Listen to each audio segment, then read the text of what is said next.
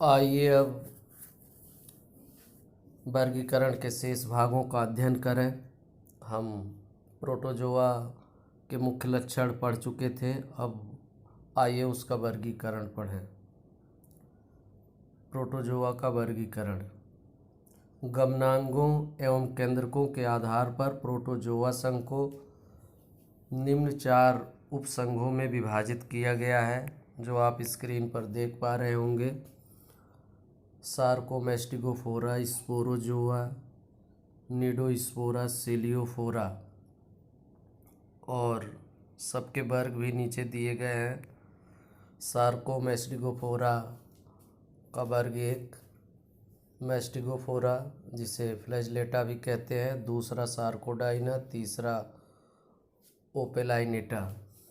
Sporozoa को 2 वर्गों में विभाजित किया गया, टीलोस्पोरिया, पायरोप्लाज्मिया। निडोस्पोरा को 2 वर्ग में, मेग्जोस्पोरिया, माइक्रोस्पोरिया, और सिलियोफोरा को केवल 1 वर्ग सिलिएटा में विभाजित किया गया है। आइए एक एक करके इनके लक्षणों को देखें। अब उपसंघ सार्कोमेस्टिगोफोरा। इस उपसंघ के प्राणियों में केंद्रक एक या अधिक परंतु एक जैसे तथा गमनांग कूटपाद अथवा कशाभिकाओं द्वारा होता है। यानी कहने का आशय है, इस उपसंघ के प्राणियों में केंद्रक एक या इससे अधिक हो सकता है और गमनांग कूटपाद के द्वारा अथवा कशाभिका के द्वारा हो सकता है। इस उपसंघ को 3 वर्गों में विभाजित किया गया है। नंबर 1 मेस्टिगोफोरा, इसका दूसरा नाम फ्लैजेलेटा भी कहते हैं। आइए इसके लक्षण को देखें। पहला, एक या कई कशाभिकाएँ पाई जाती हैं। नंबर 2, कुछ सदस्यों में पर्णहरिम भी पाया जाता है।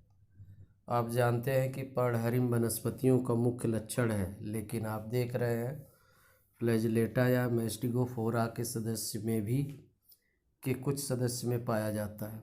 एग्जाम्पल देख लें, कहाँ पाया जाता है ये, यूग्लिना, ट्रिपैनोसोमा इत्यादि। वर्ग सार्कोडाइना अथवा राइजोपोडा। इस वर्ग के प्रमुख लक्षण निम्न हैं। नंबर 1, शारीरिक आकृति प्रायः परिवर्तनशील होती है, यानी इनका शरीर निरंतर बदलता रहता है। नंबर 2, गमनांग कूटपाद द्वारा होता है, यानी गमन ये कूटपाद के द्वारा करते हैं। इस वर्ग के सदस्य अमीबा, एंटअमीबा इत्यादि हैं। नंबर 3, ओपेलाइनेटा। इनके लक्षण को देखें। पहला, इस संघ के सदस्यों का शरीर चपटा एवं संघ एम्फीबिया के प्राणियों की आंत में परजीवी के रूप में ये पाए जाते हैं, यानी ये परजीवी के रूप में पाए जाते हैं। नंबर 2, सिस्टोम नहीं पाया जाता, एक विशिष्ट संरचना है मुख्य पास जिसे सिस्टोम कहते हैं। नंबर 3, केंद्रक 2 या 2 से अधिक भी हो सकते हैं। गमनांग यानी गमन रोमाभ द्वारा होता है, इसका उदाहरण ओपेलाइना है। आइए अब उपसंघ स्पोरोजोआ को देखें। इस उपसंघ के प्राणियों में विशिष्ट गमनांग एवं संकुचनशील रिक्तिकाएं नहीं पाई जाती है, अतः ये प्रायः अंतः परजीवी होते हैं। परजीवी आप जानते हैं, ऐसे जीव जो अपना भोजन और आवास अन्य जीवों से प्राप्त करते हैं उसे परजीवी कहते हैं। और परजीवी में बताया गया अंतः परजीवी होते हैं स्पोरोजोआ के सदस्य, यानी ये शरीर के अंदर अन्य जीवों के शरीर के अंदर पाए जाते हैं, इसलिए इन्हें अंतः परजीवी कहा जा रहा है। इनमें सामान्य रूप से बीजाणु जनन पाया जाता है। इसे भी पुनः 2 वर्गों में बांटा गया है। नंबर 1, टीलोस्पोरिया।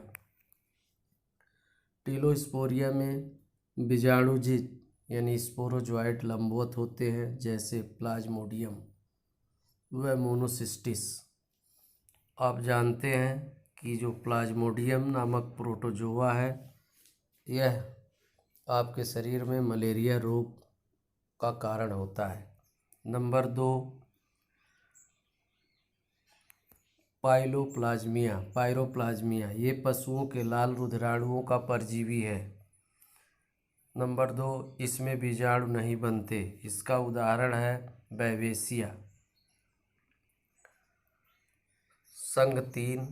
उपसंघ 3 निडोस्पोरा। इस उपसंघ के प्राणी भी अन्य जंतुओं पर परजीवी होते हैं।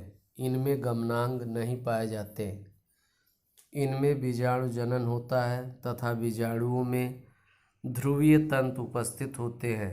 इन्हें निम्न 2 वर्गों में विभाजित किया गया है। नंबर 1, मिक्सोस्पोरिया। इन प्राणियों में नंबर 1, बीजाणुओं का विकास कई केंद्रकों से होता है। नंबर 2, बीजाणु खोल 2 या 3 कपाटों का बना होता है, यानी 3 या 2 लेयर का बना होता है बीजाणु। इसका उदाहरण है सिरेटोमिक्सा। वर्ग नंबर 2, माइक्रोस्पोरिया। नंबर 1, बीजाणु एक ही केंद्रक से बनते हैं। नंबर 2, बीजाणु खोल भी एक ही कपाट का बना होता है। इसका उदाहरण है नोसेमिया। अब आइए लास्ट उपसंघ यानी चौथा सीलियोफोरा को देखें। इस उपसंघ के प्राणियों में गमनांग यानी गमन के लिए अंग रोमाभ होते हैं। रोमाभ से आशय रोए जैसी संरचना। इनमें केंद्रक छोटे व बड़े 2 प्रकार के होते हैं। इस उपसंघ के सभी सदस्यों को एक ही वर्ग में सम्मिलित किया जाता है। वर्ग का नाम है सिलिएटा। सिलिएटा के सदस्य प्रायः स्वाश्रयी व परजीवी दोनों प्रकार के होते हैं, यानी ये परजीवी तथा मुक्तजीवी दोनों प्रकार के होते हैं। इनके उदाहरण हैं पैरामीशियम, बैलेंटिडियम इत्यादि। आपके स्क्रीन पर कुछ प्रोटोजोआ संघ के जंतुओं जैसे Plasmodium, amoeba, paramecium, Trypanosoma, Euglena का फिगर दिखाया जा रहा है। इस फिगर को बार बार बनाने का प्रयास करेंगे जिससे बिना देखे बनाने का अभ्यास हो जाए। प्रोटोजोआ संघ के अनेक सदस्य अत्यंत महत्वपूर्ण यूग्लिना, जिसके शरीर के अंदर हरित लवक या क्लोरोप्लास्ट होते हैं, जिनमें ये पौधे की भांति प्रकाश संश्लेषण कर अपना भोजन तैयार करता है। प्लाज्मोडियम, ट्रिपैनोसोमा एंड अमीबा मनुष्य के शरीर में रहकर क्रमशः मलेरिया, निद्रा रोग और पेचिश उत्पन्न करते हैं।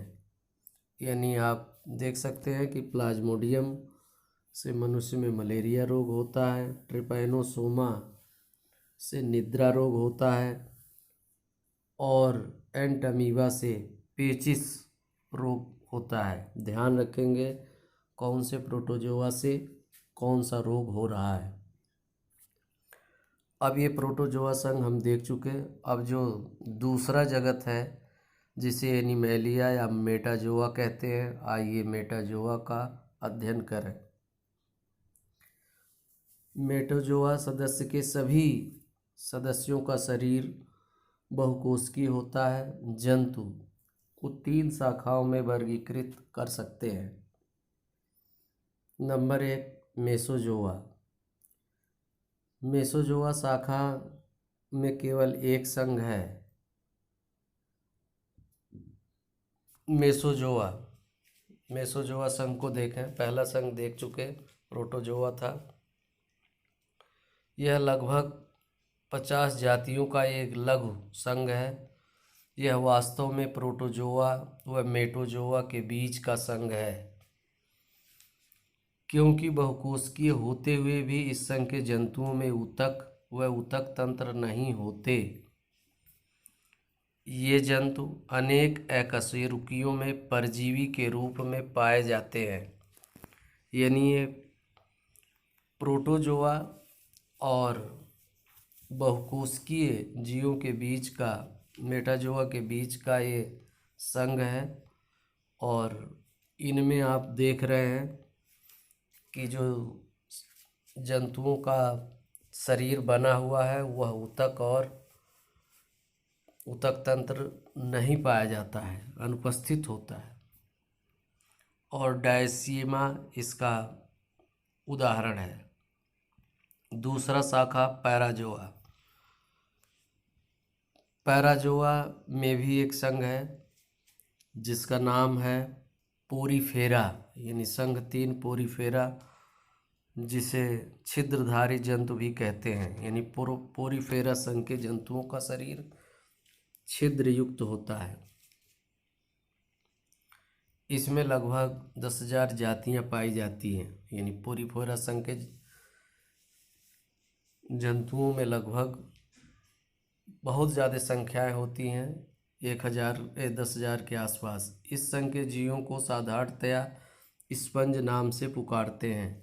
यानी पोरीफेरा संघ के जंतु को स्पंज कहा जाता है। इनका शरीर एक मोटे थैले के आकार का होता है जिसमें अनेक छिद्र होते हैं। इन छिद्रों की उपस्थिति के कारण रॉबर्ट ग्रांट ने यह नाम पोरीफेरा दिया था। इसको ध्यान रखा ना आवश्यक है कि पोरीफेरा संघ शब्द का प्रयोग कौन किया था, तो रॉबर्ट ग्रांट। इस संघ के जंतु अधिकतर लवणीय जल में पाए जाते हैं, यानी खारे पानी में, लवण युक्त पानी में ये जंतु पाए जाते हैं। ये जंतु किसी पौधे या चट्टान से इस प्रकार चिपके रहते हैं जिससे देखने में पौधे के समान प्रतीत होता है। आपकी स्क्रीन पर ये जंतु दिखाई दे रहे हैं, जिसे देखकर आप समझ पा रहे होंगे कि ये जंतु नहीं बल्कि पौधे हैं। आइए के प्रमुख लक्षणों को देखें। पहला, ये प्रायः समुद्री जंतु होते हैं। इनका शरीर द्विस्तरीय होता है। नंबर 2, इनका शरीर बहुकोशिकीय स्तर का बना होता है जिसमें कोशिकाएं पृथक पृथक कार्य करती हैं, अर्थात ये अति निम्न कोटि के जीव हैं। ऊतक या अंग इत्यादि विकसित नहीं होते। नंबर 3, इनके शरीर पर अनेक ऑस्टिया होते हैं, छिद्र होते हैं, तथा कुछ आस्कुलम नामक 2 प्रकार के छिद्र पाए जाते हैं।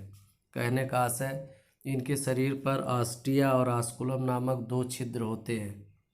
इनके शरीर में एक बड़ी स्पंज गुहा होती है, यानी एक बड़ा छिद्र होता है जिसे स्पंज गुहा कहते हैं, जिसकी भीतरी स्तर कीप कोशिकाओं से बना होता है। स्पंज गुहा का निर्माण कीप कोशिकाओं से होता है। नंबर 4, इनके शरीर का बाह्य भाग कंटिकाओं अथवा स्पॉन्जिन धागों के कंकाल से बना होता है। शरीर में नाल तंत्र पाया जाता है। नंबर 5, शरीर 2 स्तरों का बना होता है। बाहरी चपटी पिनेकोडर्म कोशिकाओं की परत तथा अंदर विशेष प्रकार की परत जो कॉलर कोशिकाओं या कोइनोसाइट्स का बना होता है। अगला पॉइंट, पाचन पूरी तरह अंतःकोशिकीय होता है जो खाद्य रिक्तिकाओं के अंदर होता है। नंबर 7, जनन अलैंगिक एवं लैंगिक दोनों प्रकार का होता है। इनमें पुनरुद्भवन की अत्यधिक क्षमता होती है। पुनरुद्भवन वह क्षमता होती है जिसके द्वारा जीव अपने क्षतिग्रस्त भागों को पुनः बना लेता है, प्राप्त कर लेता है। इसके एग्जाम्पल हैं साइकन। आइए अब पोरीफेरा के वर्गीकरण को देखें। इस संघ का वर्गीकरण प्रमुखतः कंकाल पर आधारित है। संघ को 3 वर्गों में विभाजित किया गया है। नंबर 1, कलकेरिया या कैल्सी स्पॉन्जी। कंकाल कैल्शियम कार्बोनेट की बड़ी बड़ी कंटिकाओं से बना हुआ, नाल प्रणाली अपेक्षाकृत सरल और कीप कोशिकाएं पाई जाती हैं। इस वर्ग का उदाहरण है ल्यूकोसोलेनिया। स्काइफा, साइकन इत्यादि। वर्ग नंबर 2 हाइलोस्पॉन्जी। कंकाल रंगहीन, चमकदार एवं पारदर्शी होते हैं। सिलिका की छोटी छोटी कंटिकाएं पाई जाती हैं। नाल प्रणाली जटिल, कीप कोशिकाएं छोटी तथा कक्षों में कंटिकाएं 6 भुजाओं वाली होती है। उदाहरण हाइलोनेमा, यूप्लेक्टेला इत्यादि इसके उदाहरण हैं। नंबर 3 यानी वर्ग नंबर 3 डेमोस्पंजी। स्पंजिन के धागों का कंकाल कभी कभी कंकाल नहीं, कभी कभी सिलिका की कंटिकाएं भी सम्मिलित हैं। कंटिकाएं 6 भुजा वाली या कभी नहीं। कीप कोशिकाएं छोटी छोटी तथा गोल कक्षों में पाई जाती हैं। उदाहरण स्पंजिला या यूस्पंजिया। आइए अब शाखा सी यानी तीसरा यूमेटाजोआ को देखें। यूमेटाजोआ शरीर गठन उत्कीय, अंग स्तरीय, स्पष्ट मुख तथा पाचन गुहा उपस्थित, 2 प्रभागों रेडिएटा तथा बाइलेटेरिया में वर्गीकृत किया गया है। यानी कहा जा सकता है कि जो यूमेटाजोआ के सदस्य हैं, जो जीव हैं, वो मीसोजोआ से, जो आप अभी पोरीफेरा पढ़े हैं, उससे एडवांस होते हैं। इनका शरीर ऊतक स्तर का होता है, अंग स्तर का होता है, मुख स्पष्ट दिखाई देता है, पाचन गुहा पाई जाती है। और यूमेटाजोआ को 2 डिवीजन में बांटा गया है, रेडिएटा तथा बाइलेटेरिया। आइए अब रेडिएटा को देखें। इनके शरीर अरीय, सममित, द्विस्तरीय शरीर संगठन, केवल उत्कीय स्तर अर्थात अंग स्पष्ट नहीं होते, मुख व गुदा अलग अलग नहीं, एक ही गुहा जठरवाहिनी गुहा। इस प्रभाग में 2 संघ पाए जाते हैं। 2 संघ निडेरिया या सिलेंट्रेटा, दूसरा टीनोफोरा। यहाँ आगे केवल एक का ही वर्णन किया जाएगा। इस तरह से इस लेक्चर को यहीं समाप्त करते हैं। धन्यवाद।